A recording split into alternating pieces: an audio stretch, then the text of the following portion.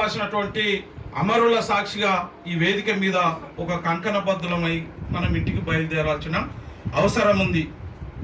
ఎందుకంటే ఆనాడు నారా చంద్రబాబు గారి నాయకత్వంలో ఈ రాష్ట్రంలో ఉన్నటువంటి వర్గీకరణ సమస్య మీద పోరాటం చేసి అసలు బాసినటువంటి పానంగి చేసయ్య మరియు గోపతోటి నారాయణ గారి ఆత్మలు మరియు క్షోభిస్తున్నాయి.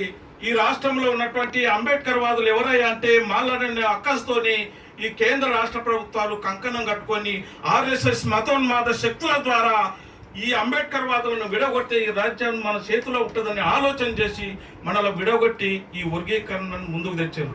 సోదరులారా, ఈ రోజు ఉన్నటువంటి పరిస్థితుల్లో ఈ దేశంలో ఉన్నటువంటి నిన్న మొన్న జరిగినటువంటి జంతర్ మంతర్ సంఘటన ఒకటే ఆలోచన చేయండి.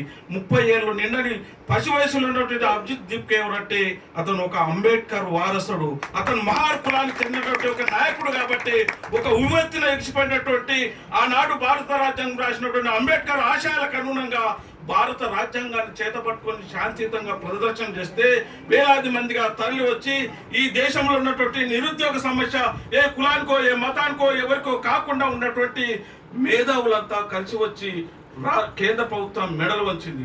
అంటే అలాంటి పరిస్థితుల్లో ఉన్నటువంటి ఈ రాష్ట్రంలో ఉన్నటువంటి కాంగ్రెస్ ప్రభుత్వం ఆనాడు మన తాత ముత్తాతల నుండి కాంగ్రెస్ ప్రభుత్వాన్ని నమ్ముకొని మాలలంతా గుండు గుత్తగా ఇందిరమ్మ రాజ్యానికి ఒత్తాసు పలుకుతూ ఓట్లేస్తే ఈనాడు ఉన్నటువంటి రెడ్డి ప్రభుత్వం మాదిగలకు ఒత్తాసు పలికి మాలలను నిండా ముంచే విధంగా ఈ వర్గీకరణ చట్టాన్ని తెచ్చింది. సోదరులారు, ఒకసారి ఆలోచన చేయండి. సుప్రీంకోర్టు ఏం చెప్పిందంటే ఈ ఎస్సీలో ఉన్నటువంటి పేదలు ఎవరున్నారు, ధనికులు ఎవరున్నారు, ఉద్యోగాలు ఎవరు పొందుతున్నారు విభజించి గ్రూపులుగా తయారు చేయమంటే కులాలుగా వర్గీకరణ చేసింది.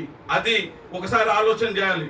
అంటే మాలలో ఉన్నటువంటి పేదలు మాదిగలో ఉన్నటువంటి పేదలను చూసి చేయమన్నది కానీ మాలలది ఒక కులం మాదిగలది ఒక కులం అని గ్రూపులుగా తయారు చేసిండ్రు. ఒకసారి ఆలోచన చేయండి. ఈరోజు రోస్టర్ విధానంలో తెచ్చినటువంటి ఈ 22 పాయింట్ ఏదనేది ప్రతి వాడలో తెలియాలి. మనకు తెలుస్తలేదు, అది తెలిసే విధంగా ఏర్పాటు చేయండి.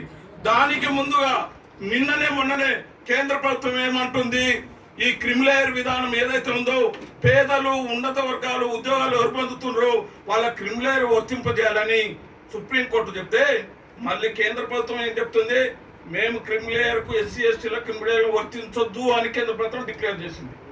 ఈ పాయింట్ మీదనే ఈ వర్గీకరణ చట్టం కొట్టివేయబడుతుంది.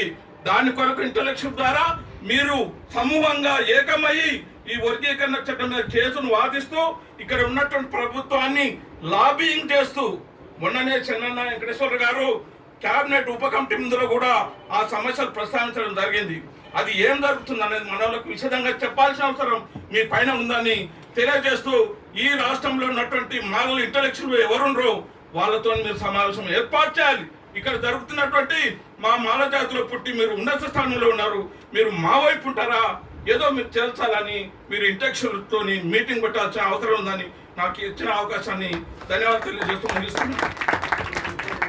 థ్యాంక్ యూ అన్న.